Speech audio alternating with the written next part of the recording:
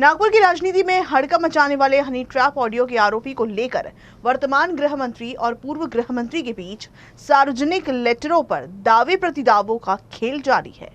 Honey trap audio link से जुड़े साहिल सैयद को गृह मंत्री द्वारा भाजपा कार्यकर्ता बताते हुए सार्वजनिक हुए पत्र के जवाब से शनिवार को पूर्व गृह मंत्री देवेंद्र फडणवीस का पत्र सार्वजनिक हुआ।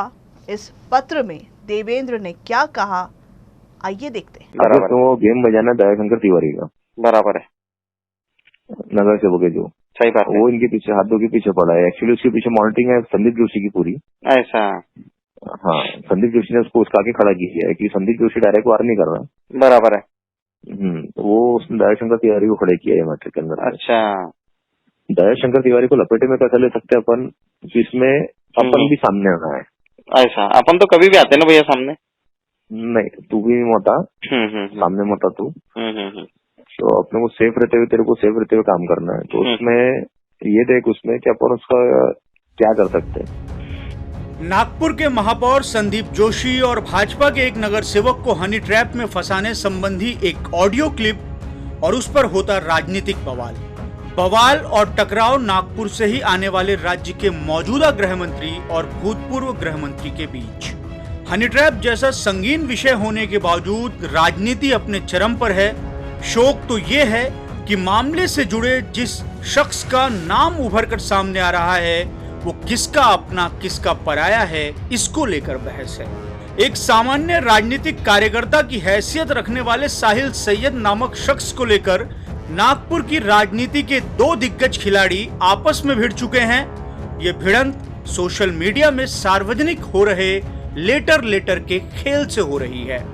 नागपुर महानगर पालिका में हो रहे हालिया घटनाक्रमों के बीच हाल ही में एक ऑडियो क्लिप सार्वजनिक होती है जिसमें एसजे और डीटी को हनी ट्रैप में फंसाने की व्यू रचना बनते हुए सुनाई देती है।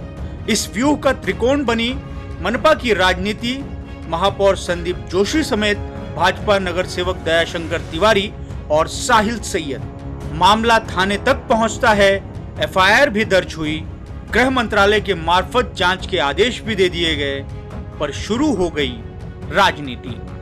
इस राजनीति की शुरुआत होती है 14 जुलाई 2020 को पूर्व मुख्यमंत्री और गृह मंत्री रह चुके देवेंद्र फडणवीस द्वारा मौजूदा गृह मंत्री अनिल देशमुख को लिखे एक पत्र से। इस पत्र में फडणवीस मामले की जांच की मांग करते हैं। इस पत्र के जवाब में देशमुख का जवाबी पत्र जो 17 जुलाई को सार्वजनिक होता है, उसमें न केवल मामले से जुड़े साहिल सैयद को भाजपा का कार्यकर्ता बताया जाता है, बल्कि उसको चंद्रशेखर बावनकुले और सुधाकर राव देशमुख का बिजनेस पार्टनर भी। अपने पत्र में गृह मंत्री इस पूरे मामले को भाजपा की आंतरिक राजनीतिक कलह से जोड़ देते हैं। पत्र के अंत में मामले की जांच का आदेश दिए जाने की जानकारी देते हैं।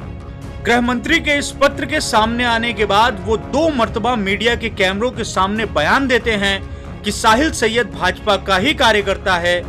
शनिवार को गृह मंत्री द्वारा दोबारा यही बयान देने के बाद दिल्ली पहुंचे फडणवीस का भी देशमुख को लिखा पत्र सार्वजनिक होता है, जिसमें वो सिलसिलेवार तरीके से गृह मंत्री द्वारा कही गई बातों का जवाब देते हैं। अपने पत्र में फडणवीस कहते हैं, ऑडियो क्लिप के संबंध में आपके द्वारा निकाले गए जल्द निष्कर्ष से अब कार्रवाई की निष्पक्षता पर सवाल खड़ा हो रहा है। मेरे पत्र के जवाब में आपका उत्तर मुझे नहीं मिला, पर मीडिया के माध्यम से आपके लेटर हेड पर लिखे उत्तर की जानकारी मिली।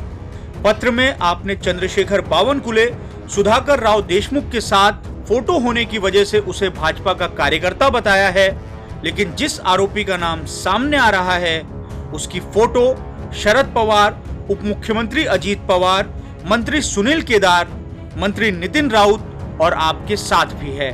कई फोटो में वह राष्ट्रवादी कांग्रेस पार्टी का दुपट्टा पहनकर आंदोलन में हिस्सा लेते हुए भी दिखाई दे रहा है। पर मैं यह नहीं कह रहा कि वह किस पार्टी का कार्यकर्ता है। हम राजनीतिक जीवन में काम करते हैं तो लोग हमसे मिलते हैं और फोटो खिंचवाते हैं। जिसके साथ फोटो है उसके साथ प्रत्यक्ष रूप से कोई लेना देना नहीं होता। इस तरह की फोटो सिर्फ फोटो होती है, इसमें कौन किसका कार्यकर्ता है ये तय नहीं होता। ये ऑडियो क्लिप सामने आने के बाद एक कार्यक्रम में आपकी मेरी मुलाकात हुई थी। मैंने आपको बताया था क्लिप के बारे में। तब आपने मुझसे कहा था यह व्यक्ति पहले हमारे साथ था, अब आपके। तब मैंने आपसे कहा था कि मामले में जो भी हो जांच होनी चाहिए, क्योंकि मामला गंभीर है। फडणवीस ने अपने पत्र में गृह मंत्री से कहा है कि मेरा आपसे पुराना परिचय है, इस वजह से बतौर मंत्री मैं आपकी गंभीरता को समझता हूं, पर आपके जवाब से राजनीति शुरू हो गई है, जो खेदजनक है।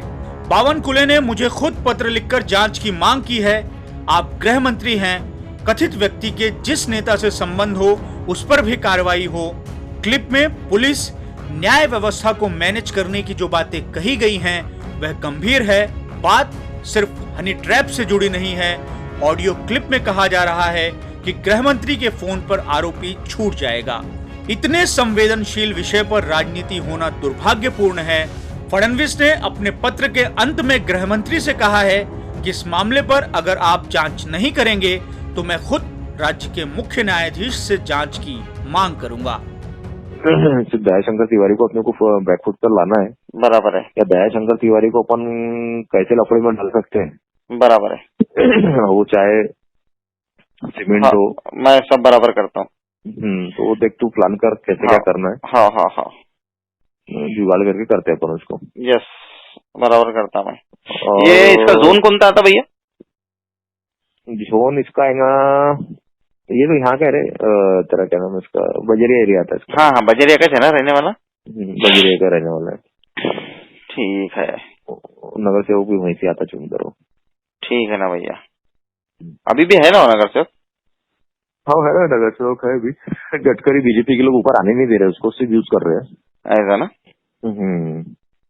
तो गिरीश भी आती है, वो आमदार रहता अभी। ऐसा है क्या? उत्तर भारतीय है ना वो।